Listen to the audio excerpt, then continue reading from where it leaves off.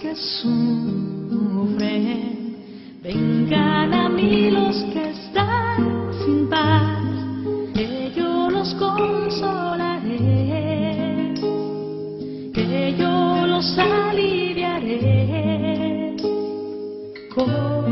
Hoy debo decirle adiós a un gran artista que pudo hacer realidad todas las formas y sentimientos que su imaginación y su corazón le dictaban. Las piedras, los mármoles, la madera y el bronce se rendían ante las herramientas en las manos del escultor. De carácter fuerte, decidido, para él no había un imposible. Todo se podía hacer con oficio y creación. Ahora miro las nubes del cielo y aquellas con formas caprichosas, pienso que las manos de mi hermano las modeló. Que en paz descanse, querido Ica. Adiós. El lunes 15 de abril estaba con mi hermana y mi sobrina haciendo sobremesa cuando por la radio se da la información que la Catedral de París, Notre Dame, se incendiaba. Pusimos la tele en el canal francés para ver imágenes y saber cuán grande era el siniestro. Un denso humo envolvía el Sena, el techo de madera del siglo XII se consumía. La aguja, envuelta en llamas, termina cayendo. Esa catedral gótica, que tardó 200 años en construirse, con pocas horas se destruía. Catedral de la historia, de la literatura y sobre todo catedral del sentimiento religioso que la acompañaba con sus obras de arte que todos los hombres admiraban. Las profecías de Notre Dame habían predicho que de las cúpulas de las grandes catedrales religiosas envueltas en llamas purificarán al hombre y ahuyentarán a los demonios que la acechan. Y ahora a restaurarla, para cobijar las obras de arte del futuro y a los miles de visitantes de todo el mundo, que en un rezo silencioso y sincero pedirán que los ángeles la custodien para las próximas generaciones, y que Quasimodo y Esmeralda sigan enamorados entre las torres y campanarios de tan majestuosa arquitectura. Los franceses y en particular los parisinos lo vivieron como el deceso de una madre, porque tanto para católicos como para los no creyentes, la catedral es un componente fundamental de la identidad nacional y de la historia mundial. Como en un libro de Víctor Hugo, París se fue a dormir después de vivir una pesadilla sobresaltada por las llamas que reflejaban la silueta del corazón de su historia, consumida por el fuego. Tiempo después, la celebración de la primera misa se realizó en la capilla detrás de la nave principal de la catedral. Acudieron las autoridades francesas y con la debida protección por el peligro de derrumbe que aún subsiste. Bienvenidos a estos espacios espirituales. ¿Cómo decirle? La vida es así y hay que tomarla como viene. Unos días nos pinchamos cuando las noticias no son buenas y otros días nos alegramos y quisiéramos que ese día no termine porque estamos bárbaros. ¡Pum! Para arriba. Dios quiera que nuestra vida transcurra con muchos días buenos. Recuerdan que a mediados del año 2018 se encontraban en Roma jóvenes convocados al presínodo de la juventud y ya en octubre, con las conclusiones del encuentro juvenil, se celebró el sínodo sobre los jóvenes, la fe y el discernimiento vocacional. A raíz de este sínodo, el Papa Francisco escribió una carta a la juventud llamada Cristo Vive. Espero que el resumen que hoy les presento los impulse a leer completo esta exhortación apostólica dedicada especialmente a todos los jóvenes del mundo, después del sínodo realizado hace un año en la Santa Sede del Vaticano. Cristo vive, esperanza nuestra, y Él es la más hermosa juventud de este mundo. Todo lo que Él toca se vuelve joven, se hace nuevo, se llena de vida. Cristo vive y te quiere vivo. Él está en ti, Él está contigo y nunca se va. Por más que te alejes, allí está el resucitado, llamándote y esperándote.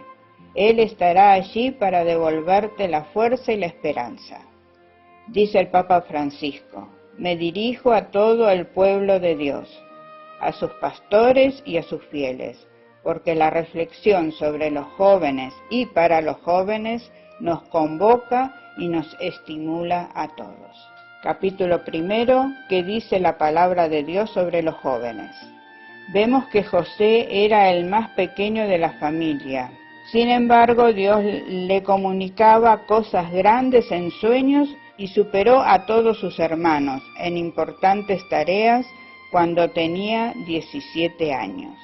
Esto lo encontramos en Génesis 37 del Antiguo Testamento. Samuel era un jovencito inseguro, pero el Señor se comunicaba con él. Gracias al consejo de un adulto, abrió su corazón para escuchar el llamado de Dios. Habla, Señor, que tu siervo escucha. Por eso fue un gran profeta que intervino en momentos importantes de su patria. El rey Saúl también era un joven cuando el Señor lo llamó a cumplir su misión. El rey David fue elegido siendo un muchacho, cuando el profeta Saúl estaba buscando al futuro rey de Israel. El profeta dijo que el elegido era el jovencito David que cuidaba las ovejas. Porque el hombre mira las apariencias, pero Dios mira el corazón. Salomón, cuando tuvo que suceder a su padre, se sintió perdido y dijo a Dios: soy un joven muchacho y no sé por dónde empezar y terminar. La audacia de la juventud lo movió a pedir a Dios la sabiduría y se entregó a su misión. Algo semejante le ocurrió al profeta Jeremías. En su temor dijo: ay, Señor, mira que no sé hablar porque soy demasiado joven. El Señor agregó: no temas delante de ellos porque yo estoy contigo para librarte.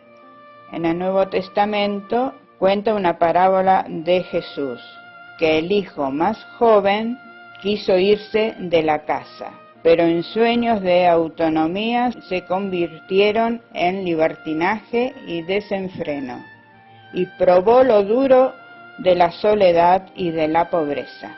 Supo recapacitar para empezar de nuevo y decidió levantarse. Jesús, el eternamente joven, quiere regalarnos un corazón siempre joven. La palabra de Dios nos pide: eliminen la levadura vieja para hacer masa joven. Nos invita a despojarnos del hombre viejo para revestirnos del hombre joven, que es tener entrañas de misericordia, de bondad, humildad, mansedumbre, paciencia, soportándose unos a otros y perdonándose mutuamente. La verdadera juventud es tener un corazón capaz de amar. Un joven no pudo estar desanimado. Lo suyo es soñar cosas grandes, buscar horizontes amplios, atreverse a más, querer comerse el mundo, ser capaz de aceptar propuestas desafiantes y desear aportar lo mejor de sí para construir algo mejor.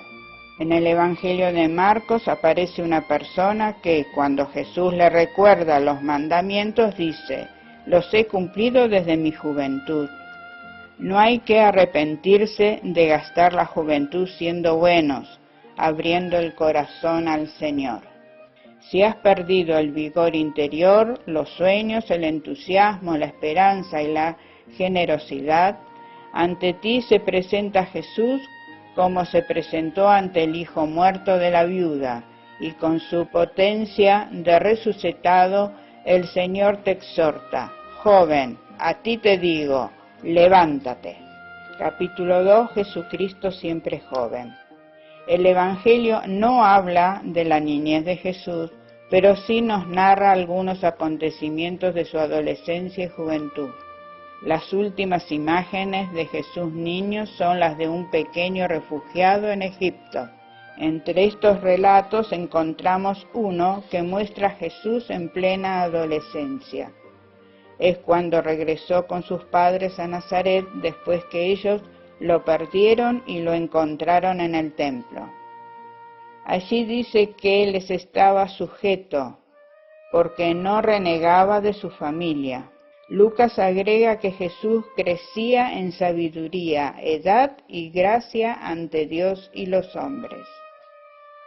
Es decir, estaba siendo preparado y en ese período iba profundizando su relación con el Padre y con los demás. San Juan Pablo II explicaba que no crecía solo físicamente, sino que se dio también en Jesús un crecimiento espiritual, porque la plenitud de la gracia de Jesús era relativa a la edad. Había siempre plenitud, pero una plenitud creciente con el crecer de la edad.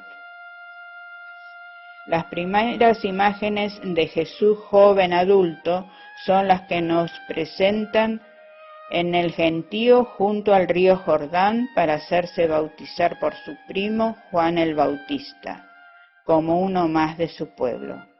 Este bautismo no era como el nuestro, que nos introduce en la vida de la gracia, sino que fue una consagración antes de comenzar la gran misión de su vida. El Evangelio dice que su bautismo fue motivo de la alegría y del beneplácito del Padre. Tú eres mi Hijo amado. Enseguida Jesús apareció lleno del Espíritu Santo y fue conducido por el Espíritu al desierto. Así estaban preparadas para salir a predicar y hacer prodigios, para liberar y sanar.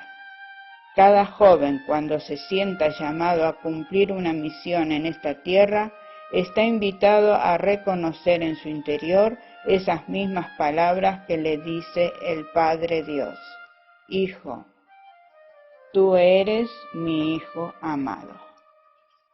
Jesús no los ilumina a ustedes, jóvenes, desde lo lejos o desde afuera, sino desde su propia juventud que comparte con ustedes. Es muy importante contemplar al Jesús joven que nos muestran los evangelios, porque Él fue verdaderamente uno de ustedes, y en Él se pueden reconocer muchas notas de los corazones jóvenes. Jesús tenía una confianza incondicional en el Padre, cuidó la amistad con sus discípulos, e incluso en los momentos críticos permaneció fiel a ellos. Manifestó una profunda compasión por los más débiles, especialmente los pobres, los enfermos, los pecadores y los excluidos. Tuvo la valentía de enfrentarse a las autoridades religiosas y políticas de su tiempo. Vivió la experiencia de sentirse incomprendido y descartado. Sintió miedo del sufrimiento y conoció la fragilidad de la pasión. Dirigió su mirada al futuro abandonándose en las manos seguras del Padre y a la fuerza del Espíritu. En Jesús todos los jóvenes pueden reconocerse. El Señor nos llama a encender estrellas en la noche de otros jóvenes.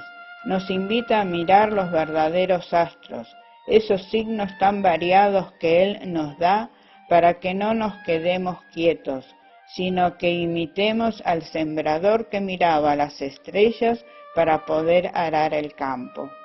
Dios nos enciende estrellas para que sigamos caminando. Las estrellas brillan alegres en sus puestos de guardia. Él las llama y le responden. Pero Cristo mismo es para nosotros la gran luz de esperanza y de guía en nuestra noche. porque Él es la estrella radiante de la mañana. Ser joven, más que una edad, es un estado del corazón. De ahí que una institución tan antigua como la Iglesia pueda renovarse y volver a ser joven. En ella es posible siempre encontrar a Cristo, el compañero y amigo de los jóvenes. Pidamos al Señor que libere a la Iglesia de los que quieren avejentarla, detenerla. Es joven cuando es ella misma, cuando recibe la fuerza siempre nueva de la palabra de Dios, de la Eucaristía, de la presencia de Cristo y de la fuerza de su Espíritu cada día. Es joven cuando es capaz de volver una y otra vez a su fuente. Son los jóvenes quienes pueden ayudarla a mantenerse joven y a no caer en la corrupción, a no quedarse, a no enorgullecerse, a no convertirse en secta, a ser más pobre y testimonial, a estar cerca de los últimos y descartados, a luchar por la justicia, a dejarse interpelar con humildad. Ellos pueden aportarle a la Iglesia la belleza de la juventud cuando estimulan la capacidad de alegrarse con lo que comienza, de darse sin recompensa, de renovarse y de partir de nuevo para nuevas conquistas. Para muchos jóvenes, Dios, la religión y la Iglesia son palabras vacías. En cambio, son sensibles a la figura de Jesús. Por eso es necesario que la Iglesia no esté demasiado pendiente de sí misma, sino que refleje sobre todo a Jesucristo. Para ser creíble ante los jóvenes, a veces necesita recuperar la humildad y sencillamente escuchar. El sínodo quiso renovar el compromiso de la Iglesia contra toda clase de discriminaciones y violencia sexual. Esa es la reacción de una Iglesia que se mantiene joven y que se deja cuestionar e impulsar por la sensibilidad de los jóvenes. En el corazón de la Iglesia resplandece María. Ella es el gran modelo para una Iglesia joven que quiere seguir a Cristo con frescura y docilidad.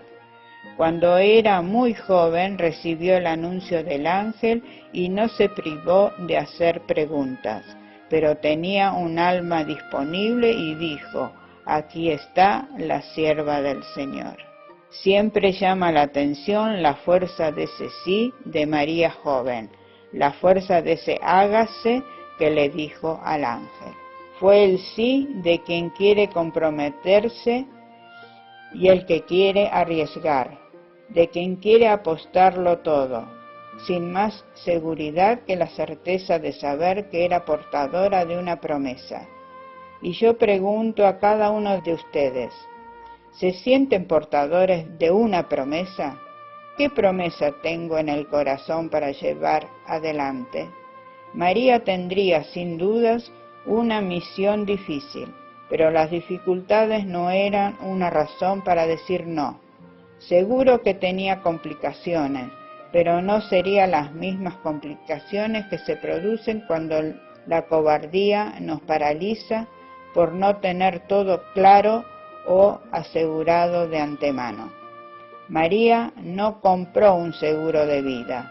María se la jugó y por eso es fuerte.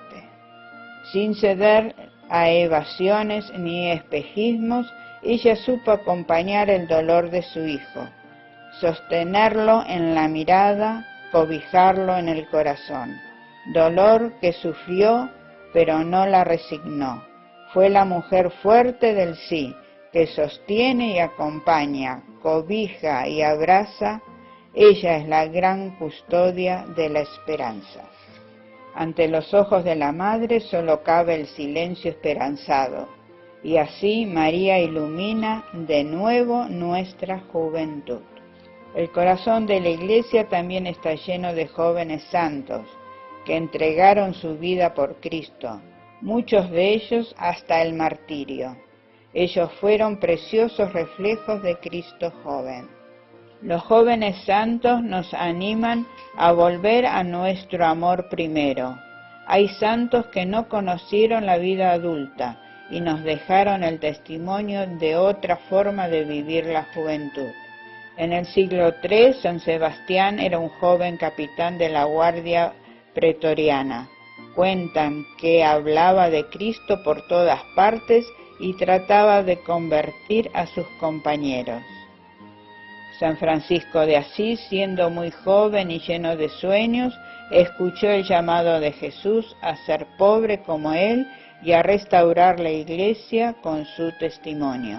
Santa Juana de Arco nació en 1412. Era una joven campesina que, a pesar de su corta edad, luchó para defender a Francia. El beato Andrés Puyen era un joven vietnamita del siglo XVII. Era catequista y ayudaba a los misioneros.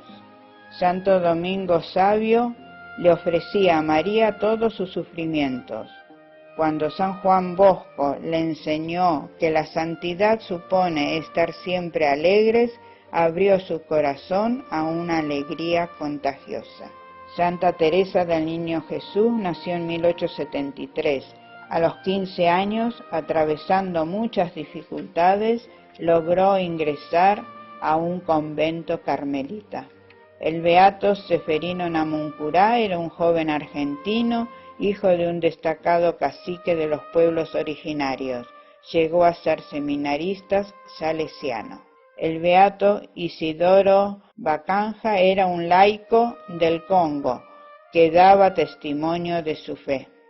El beato Pier Giorgi Frassati, que murió en 1925, era un joven de una alegría contagiosa, una alegría que superaba también tantas dificultades de su vida. El beato Marcel Caillaux era un joven francés que murió en 1945. En Austria fue encerrado en un campo de concentración donde confortaba en la fe a sus compañeros de cautiverio, en medio de duros trabajos. La joven beata Chiara Badano, que murió en 1990, experimentó cómo el dolor puede ser transformado por el amor. La clave de su paz y alegría era la plena confianza en el Señor y la aceptación de la enfermedad como misteriosa expresión de su voluntad para su bien y el de los demás. Que ellos y también muchos jóvenes que quizás desde el silencio y el anonimato vivieron a fondo el Evangelio, intercedan por la Iglesia para que esté llena de jóvenes alegres, valientes y entregados que regalen al mundo nuevos testimonios de santidad. Capítulo 3. Ustedes son el ahora de Dios. No podemos decir que los jóvenes son el futuro del mundo, son el presente, lo están enriqueciendo con su aporte. La pregunta, ¿cómo son los jóvenes de hoy? ¿Qué les pasa ahora? Los padres sinodales evidenciaron con dolor que muchos jóvenes viven en contextos de guerra y padecen violencia en una innumerable variedad de formas: secuestros, extorsiones, crimen organizado, trata de seres humanos, esclavitud, explotación sexual y otros. A otros jóvenes, a causa de su fe, le cuesta encontrar un lugar en sus sociedades y son víctimas de diversos tipos de persecuciones e incluso la muerte. Son muchos los jóvenes que, por constricción o falta de alternativas, viven perpetrando delitos y violencias. Niños soldados, bandas armadas y criminales, tráfico de droga, terrorismo, etc. Todavía son más numerosos en el mundo los jóvenes que padecen formas de marginación y exclusión social por razones religiosas, étnicas o económicas. Recordamos la difícil situación de adolescentes y jóvenes que quedan embarazadas y la plaga del aborto, así como la difusión del HIV las variadas formas de adicción, drogas, juegos de azar, pornografía, etc. Y la situación de los niños y jóvenes de la calle, que no tienen casa, ni familia, ni recursos económicos. Cuando además son mujeres, estas situaciones de marginación se vuelven doblemente dolorosas y difíciles. No seamos una iglesia que no llora frente a estos dramas de esos hijos jóvenes. Nunca nos acostumbraremos, porque quien no sabe llorar no es madre. Nosotros queremos llorar para que la sociedad también sea más madre, para que en vez de matar, aprenda a parir, para que sea promesa de vida. Intenta aprender a llorar por los jóvenes que están peor que tú. La misericordia y la compasión también se expresan llorando. Si no te sale, ruega al Señor que te conceda derramar lágrimas por el sufrimiento de otros. Cuando sepas llorar, entonces sí serás capaz de hacer algo de corazón por los demás. Los jóvenes reconocen que el cuerpo y la sexualidad tienen una importancia esencial para su vida y en el camino de crecimiento de su identidad.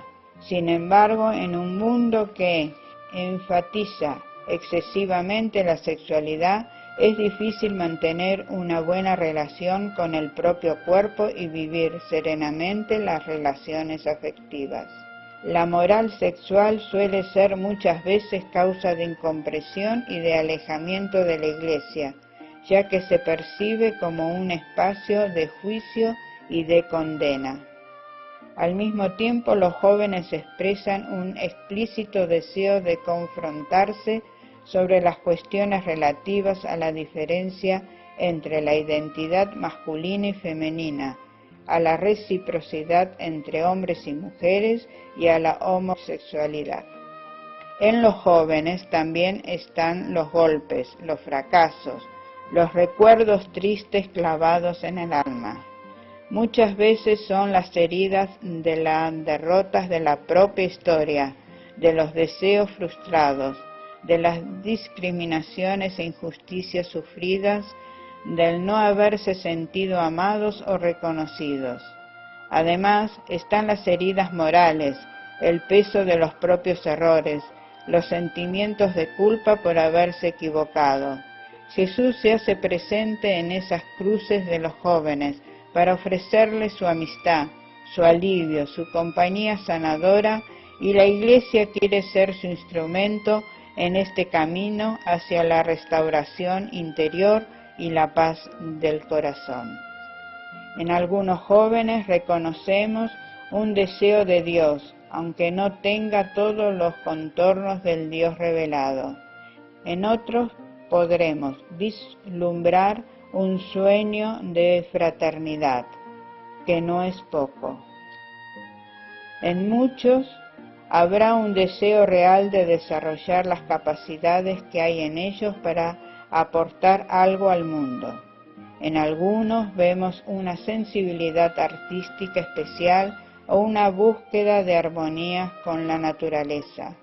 En otros habrá quizás una gran necesidad de comunicación. En muchos de ellos encontraremos un profundo deseo de una vida diferente. Se trata de verdaderos puntos de partida, fibras interiores que esperan con apertura una palabra de estímulo, de luz y de aliento. La web y las redes sociales han creado una nueva manera de comunicarse y de vincularse. Constituyen una extraordinaria oportunidad de diálogo, encuentro e intercambio entre personas, así como el acceso a la información y al conocimiento. La vida nueva y desbordante de los jóvenes, que empuja y busca autoafirmar la propia personalidad, se enfrenta hoy a un desafío nuevo: interactuar con un mundo real y virtual en el que se adentran solo como en un continente global desconocido. Los jóvenes de hoy Son los primeros en hacer esta síntesis entre lo personal, lo propio de cada cultura y lo global, pero esto requiere que logren pasar del contacto virtual a una buena y sana comunicación. No dejes que te roben la esperanza y la alegría, que te narcoticen para utilizarte como esclavo de sus intereses. Atrévete a ser más, porque tu ser importa más que cualquier cosa. No te sirve tener o parecer. Puedes llegar a ser lo que Dios, tu Creador, sabe que eres, si reconoces que estás llamado a mucho. Invoca al Espíritu Santo y camina con confianza hacia la gran meta, la santidad. Así no serás una fotografía, serás plenamente tú mismo. Si eres joven en edad, pero te sientes demasiado débil, cansado o desilusionado, pídele a Jesús que te renueve. Con Él no falta la esperanza. Lo mismo puedes hacer si te sientes sumergido en los vicios, las malas costumbres, el egoísmo o la comodidad enfermiza. Así no privarás al mundo de ese aporte que tú solo puedes hacerle, siendo único e irrepetible como eres.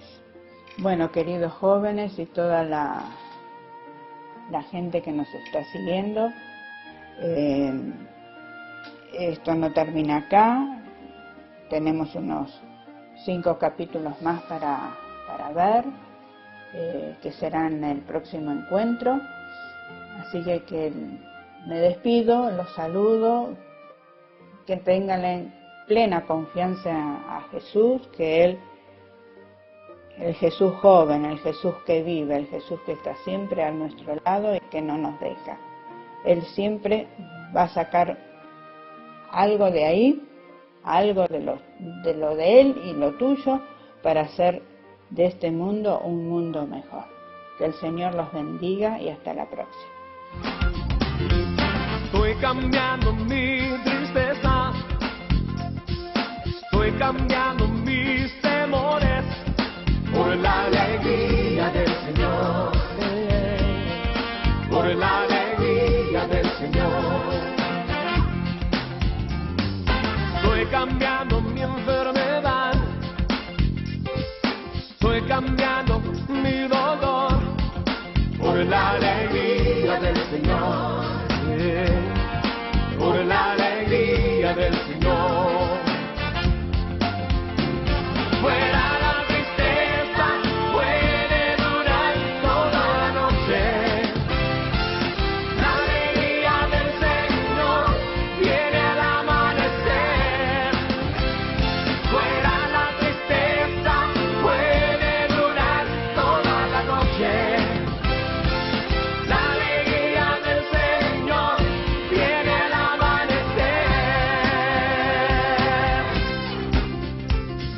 Estoy cambiando mis problemas, estoy cambiando mis ansiedades por la alegría del Señor, por la alegría del Señor.